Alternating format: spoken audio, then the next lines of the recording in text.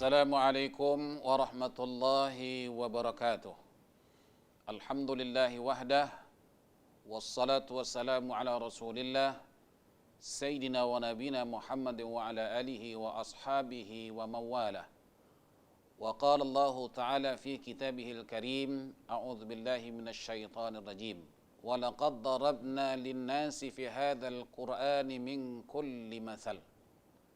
Allah Subhanahu wa taala telah berfirman dalam Al-Qur'an yang bermaksud sesungguhnya di dalam Al-Qur'an itu terdapat berbagai contoh tauladan bagi manusia kita. Alhamdulillah, puji syukur kita ke Allah Subhanahu wa taala. Pada kali ini pertemuan kita yang kedua, yang mana pada pertemuan kita pertama kemarin kita telah membincangkan tentang kegelisahan ibu bapa terhadap anak-anak mereka, bagaimana untuk menjadikan anak-anak mereka menjadi anak yang saleh.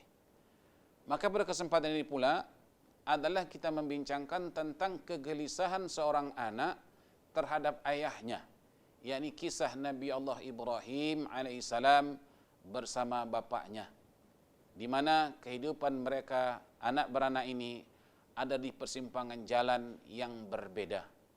Oleh karena itu, di dalam Al-Quran Allah Subhanahu wa ta'ala telah menyebutkan tentang sejarah kisah Nabi Allah Ibrahim ini.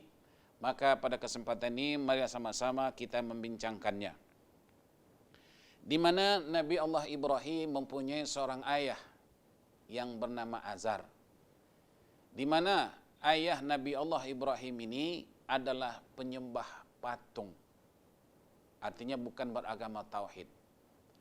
Maka Nabi Allah sebagai seorang Nabi sudah barang pasti menanam perasaan kegelisahan, kegundahan. Bagaimana seorang ayah yang mempunyai anak seorang Nabi. Tentu sekali ini mempunyai satu kontroversi yang amat berbeda, yang merupakan satu tamparan hebat bagi Nabi Allah Ibrahim alaihissalam. Justru itu pada satu ketika Nabi Allah Ibrahim menegur sang ayah dengan berkata, idh qala li abihi ya abati lam ta'budu ma lam yasma'u wa la yubsiru wa la yughni anka syai'a. Di sana Nabi Allah Ibrahim berkata idh qala li abihi, ketika Nabi Allah Ibrahim berkata kepada ayahnya, ya abati, wahai ayahku, lima ta'budu, kenapa ayah menyembah ma lam yasma'u, di mana yang ayah sembah ini adalah benda yang tak bisa mendengar, wala yubsiru, dan juga yang tidak boleh melihat, wala yughni anka syai'a, dan tidak bisa memberikan sesuatu apapun, yakni patung. Inilah kata-kata Nabi Allah Ibrahim terhadap sang ayah. Jadi daripada ayat ini banyak pelajaran yang kita ambil.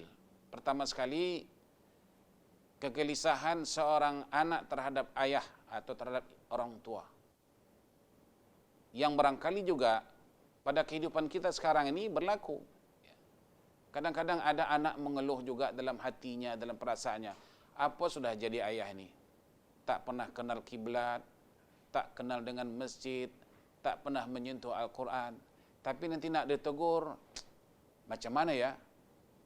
Tapi percayalah para hadirin sekalian, anak-anak kita juga ada menyimpan perasaan-perasaan demikian. Oleh karena itu, mari kita belajar daripada kisah sejarah Nabi Allah Ibrahim. Pertama sekali, wahai anak-anak, kegelisahan anda adalah terlebih dahulu dirasakan oleh Nabi Allah Ibrahim. Jadi maknanya bukan kita saja sebagai seorang anak merasa gelisah di atas tingkah laku mak bapak kita, tapi Nabi Allah Ibrahim mengalami terlebih dahulu. Justru adanya kisah yang ada dalam Al-Quran tadi, ini adalah bagi pelajaran kepada kita. Memang tadi sebut bahwa banyak pelajaran-pelajaran, contoh-contoh yang baik yang tercantum dalam Al-Quran itu sendiri. Oleh karena itu, sebelum saya lanjutkan, saya ingin menggesa kita, mari kita mendalami Al-Quran. Kita hari ini dengan Al-Quran Macam mana ya? Ibaratkan Quran itu lautan. Lautan ya. Bayangkan berapa banyak air dalam lautan itu. Begitulah kira-kira Al-Quran. Tetapi kita mengambil air dalam laut yang sebegitu banyak hanya setetes. Bagaikan kita mencecahkan sebatang jarum. Lalu kita angkat jarum daripada air yang daripada kita cecahkan di air laut tersebut. Maka yang kita ambil air yang sebanyak dalam laut itu hanya setitik yang ada melekat di sebatang jarum. Begitulah minimnya kita memahami Al-Quran, mendekatkan Al-Quran. Justru itu, kita tidak mendapat apa-apa dari Al-Quran. Kalau tadi saya katakan belajar dari Al-Quran, belajar bagaimana Nabi Allah Ibrahim AS berdepan dengan ayah kandungnya sendiri. Nah, di sini saya ingin mengajak kita belajar bagaimana cara menegur. Tegur-menegur di dalam Islam memang digalakkan, memang dianjurkan. Wa tawasaw bil haqq wa tawasaw bis sabr. Dengan penuh kebenaran, dengan penuh kesabaran. Para hadirin sekalian, Al-Quran sebenarnya bagaikan air di laut. Sedemikian banyaknya. Tetapi kita dengan Al-Quran bagaikan kita mencecahkan sebatang jarum di air lautan. Kemudian jarum ini kita angkat. Air yang melekat di jarum itulah yang kita ambil. Padahal begitu banyaknya air dalam laut itu sendiri. Begitulah kita dengan Al-Quran. Begitu hebatnya Quran, bagaimana Allah Subhanahu wa taala menyebutkan tentang kisah sejarah yang dapat kita jadikan contoh tauladan, tapi kita tidak mencontohi Al-Quran. Kita masih suka kadang-kadang mencontohi yang lain. Di sini kegagalan kita sebagai umat Islam terhadap Al-Quran. Nah, Nabi Allah Ibrahim tadi kita lihat. Di dalam Al-Quran itu Allah sendiri menyebutkan bagaimana beliau menegur sang ayah dengan menggunakan kata-kata yang sungguh sopan, kata-kata yang indah dalam kalimat ya abati, wahai ayahku. Walau macam mana pun ayah, ya, istilahnya ayah yang degil, ayah yang tidak peduli dengan kehidupan agama, dan kita sebagai seorang anak tetap menggunakan bahasa yang baik. Usahakan terhadap mak bapak, sebagaimana juga contoh bagaimana Allah Subhanahu wa taala berpesan kepada Nabi Musa dengan Nabi Harun tatkala berdepan dengan Firaun. Di sana disebut oleh Allah qaulan layyina. Faqula lahu qaulan layyina. Mana di sana Allah berpesan kepada Nabi Musa dan bin Harun, hendaklah kamu berdepan atau berkata dengan Firaun itu dengan perkataan yang lemah lembut. Nah, itu bukan terhadap ibu bapa, terhadap orang lain pun kita dianjurkan berkata dengan kata yang sopan. Nah, kadang-kadang kita mengajak, menegur, tujuannya bagus, niatnya ikhlas, mengajak kepada kebaikan, menegur kepada yang salah. Tapi bahasa yang kita gunakan kadang-kadang di sini yang orang tidak boleh terima. Mengajak tapi nadanya macam mengejek. Ya. Mengajak tapi macam mengejek. Kunun-kununnya mau merangkul tapi caranya macam memukul. Di sini perlu kita gunakan bahasa yang baik. Dakwah pun, walaupun niat kita baik, tapi kalau digunakan dengan kata-kata yang tidak baik, nilainya tak baik. Mungkin sebaliknya. Dengan kata-kata yang baik, tujuannya barangkali tak baik, tapi menjadi baik.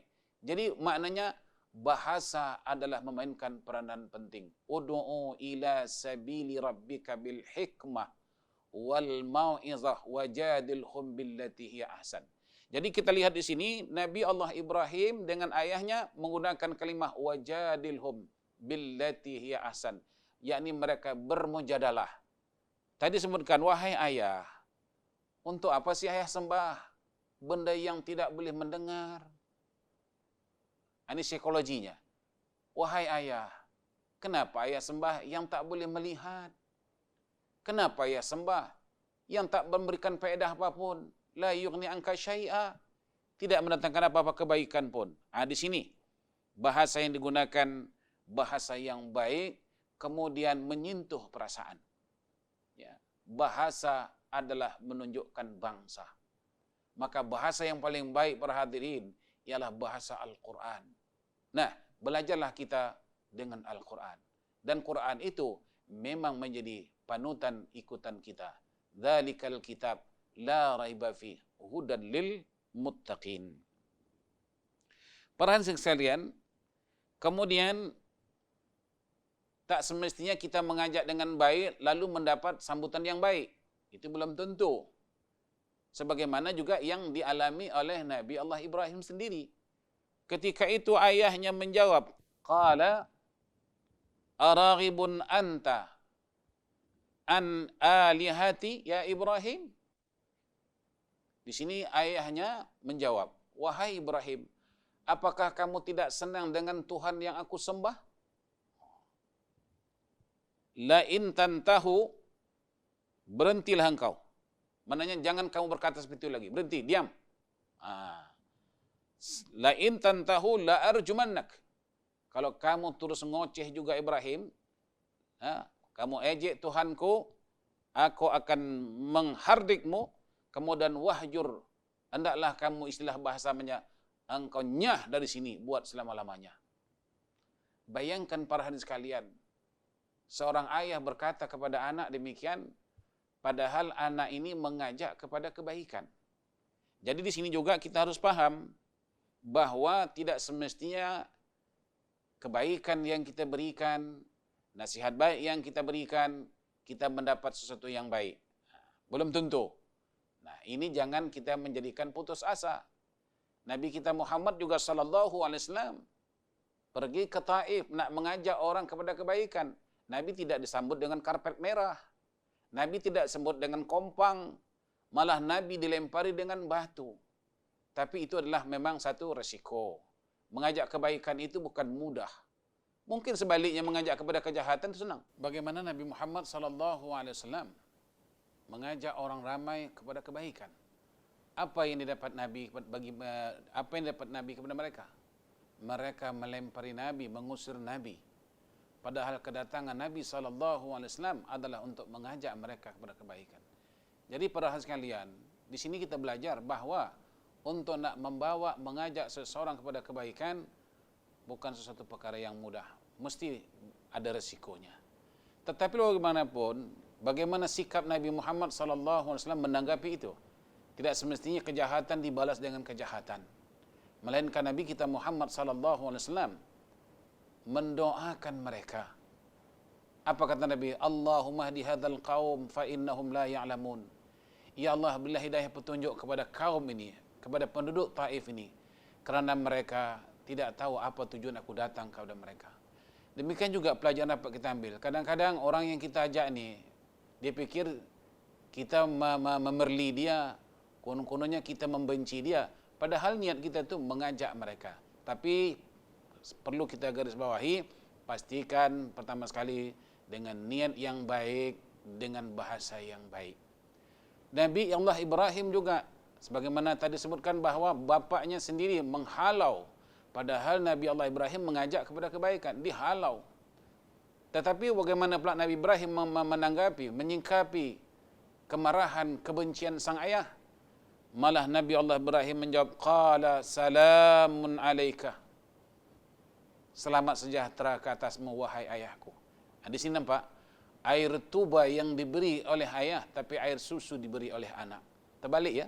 Sepatutnya si bapa yang memberi air susu, tapi ini anak beri air susu. Walaupun bapa memberi air tuba, istilahnya. Salamun alaika, sa'astaghfiru laka rabbi, innahu kana bi hafiya. Yakni di sini Nabi Allah Ibrahim bukan kemarahan ayahnya itu disambut dengan kemarahan, malah kemarahan ayahnya itu disambut dengan kemegahan. Yakni dengan suara yang dengan bahasa yang baik, dengan gaya yang baik, ya. Walaupun pada kali ini sang ayah tidak mau mengikuti ajaran yang disampaikan oleh sang anak, tapi Nabi Allah Ibrahim tidak berputus asa. Sa'astaghfiruka, aku akan tetap mendoa kepada Allah, semoga Allah yang akan memberikan hidayah tersebut. Memang para hadirin sekalian, ya, hidayah ini bukan milik kita.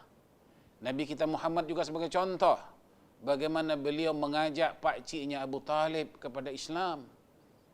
Sampai Nabi menangis, kesal sebab pakciknya tidak mau diajak kepada kebaikan. Nabi kita SAW merasa kecewa. Dan kekecewaan Nabi ini wajar sebab beliau mengetahui betapa penjasa baik pakciknya terhadap kehidupannya. Sehingga beliau semaunya pakcik tadi mati dalam agama tauhid, yakni agama Islam. Namun lain kata Allah, ya, ini keputusan Allah. Apa kata Allah? Innaka la tahdi man ahbabta walakin Allah yahdi man yasha. Ya Muhammad, sesungguhnya engkau tidak bisa beri hidayah kepada orang yang kamu cintai sekalipun, kerana hidayah itu adalah milikku, kata Allah. Nah, jadi kita juga bahawa hidayah itu milik Allah, kita harus mendoakan mereka. Kalau tadi ayah kita, saudara kita, teman kita, mereka tidak mau, kita jangan putus asa. Kita tahu hidayah di tangan Allah, maka tugas kita selanjutnya ialah mendoakan mereka. Semoga mereka dibuka pintu hatinya oleh Allah Subhanahu wa taala.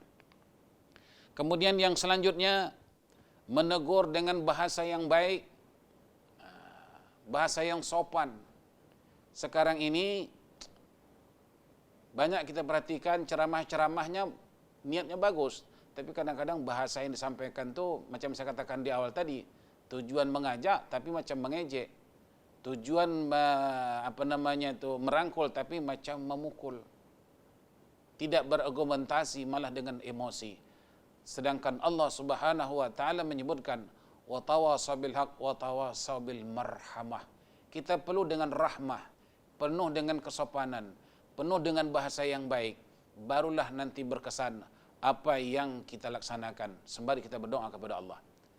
Kemudian jangan pula kita katakan, oh ini memang dasar ini orang, jangan. Nah, kadang-kadang kita pedap, sudah dia ajak malah begini, pergi jalanlah kamu. Jangan. Nabi tak pernah mengajarkan kita seperti itu. Walau bagaimanapun tetap diajak. Soal mau atau tidak, berhasil atau tidak, itu bukan tugasmu, kata Allah, itulah tugasku. Demikian juga bagaimana kita belajar daripada Al-Quran. Nabi Allah Nuh AS mengajak kaumnya lailan wa nahara falam yazidhum du'a illa firara. Tatkala Nabi Allah Nuh mengajak mereka kepada kebaikan, bukan mereka datang berduyun, malah mereka firara, lari menjauh daripada Nabi Nuh AS. Tapi Nabi Nuh tidak pernah bosan mengajak mereka. Di sinilah kita belajar daripada Al-Quran. Pelajaran yang paling benar itu adalah Al-Quran. Ya, inna hadzal Qur'an yahdi lillati hiya aqwam. Sesungguhnya Al-Quran itulah petunjuk yang paling benar, petunjuk yang paling dijamin kebaikannya dunia dan akhirat. Maka kembalilah kita kepada Al-Quran. Kemudian yang selanjutnya juga jangan kita katakan ini memang keturunan tak bagus. Jangan. Kullu mauludin yuladu 'alal fitrah. Setiap manusia dilahirkan di muka bumi ini dalam keadaan suci bersih, dalam keadaan baik. Yang tidak menjadikan mereka ini baik adalah lingkungannya. Di sini juga perlu kita mempelajari lingkungan kita, persekitaran kita, teman-teman kita. Di mana Nabi kita Muhammad sallallahu alaihi wasallam juga menyebutkan al-mar'u ala dini khalili falyanzur ahadukum may yukhalilu. Kata Rasulullah, seseorang itu kadang-kadang terpengaruh dengan teman-temannya. Maka dalam kita bergaul di dunia ini, teman perlu kita memilih. Pilihlah teman yang baik, teman yang boleh menjadi suluh di saat kita kegelapan. Carilah kawan sebagai kompas di saat kita dalam kesesatan. Carilah kawan seperti tongkat yang boleh membantu kita dalam kelumpuhan. Ini dipesan oleh Nabi kita Muhammad sallallahu alaihi wasallam. Dari mana kita tahu? Ini semuanya daripada Al-Quran. Maka saya ingin menghimbau kepada kita semua, bersempurnaan dengan bulan Ramadan, marilah kita jadikan Al-Quran kali ini lebih rapat, lebih akrab dengan kita. Dan jangan sekali-kali kita jadikan bulan Ramadan ini sebagai hambatan kunun-kununnya. Ada COVID-19 yang kita menjadikan semua ini terhambat, itu terhambat. Jangan. Malah ini kita jadikan sebagai pemangkin semangat kita dalam rangka kita mendekatkan diri kepada Allah Subhanahu wa taala. Kemudian yang terakhir ingin saya sampaikan, dalam kita menegur melalui usaha, melalui bahasa, juga jangan lupa dengan melalui doa. Rabbana ighfir lana wa li ikhwanina alladzina sabaquna bil iman wa la taj'al fi qulubina ghillan lil ladzina amanu rabbana innaka raufur rahim. Ya, dengan doa kita kepada Allah, doakanlah orang tua kita yang masih hidup supaya dipanjangkan umurnya dalam keadaan taat kepada Allah. Demikian juga anak-anak kita, adik-beradik kita, keluarga kita, kita doa kepada Allah, kita tegur mereka dengan hikmah dan rahmah. Mudah-mudahan Allah Subhanahu wa taala akan membukakan pintu hati mereka. Ya, sebagaimana yang kita juga tahu bagaimana dulu Umar ibn al-Khattab yang waktu belum terbuka hatinya, tapi dengan Al-Quran. Al-Quranlah yang mengetuk, Al-Quranlah yang membuka hati Umar ibn al-Khattab radhiyallahu anhu. Seperti apa yang disebutkan oleh Allah dalam Al-Quran juga, surah Taha. Maka bacalah Al-Quran, surah Taha itu melalui tafsiran-tafsirannya. Kita tidak hanya membaca Quran. Kalau membaca Quran itu istilahnya mengaji. Tapi kita tambah lagi, mengaji dan mengkaji. Allah suruh kita mengkaji di samping kita mengaji. Afala tubsirun, afala ta'qilun, fa'tabiru ya ulil absar, fa'tabiru ya ulil albab. Banyak di dalam Al-Quran itu Allah Subhanahu wa taala menggesa kita belajar daripada apa yang disebutkan oleh Allah di dalam Al-Quran itu. Sebagaimana saya katakan tadi, bahwa kisah-kisah dalam Al-Quran itu dapat kita jadikan pengajaran dan pelajaran dahulu, sekarang dan yang akan datang. Mudah-mudahan Allah Subhanahu wa taala membuka pintu hati kita mengenai Al-Quran menjadi idaman kita. Seperti yang kita doa kepada Allah, Allahumma arhamna bil Quran waj'alhu lana imaman wa nuran wa hudan wa rahmah. Allahumma dzakkirna minhu ma nasina wa 'allimna minhu ma jahilna warzuqna tilawatahu ana al-laili wa atrafan nahar waj'alhu lana hujjatan ya rabbal alamin. Wa sallallahu ala sayyidina Muhammadin wa alihi wa sahbihi wasallam. Walhamdulillahi rabbil alamin. Taqabbalallahu minkum. Wassalamu alaikum warahmatullahi wabarakatuh.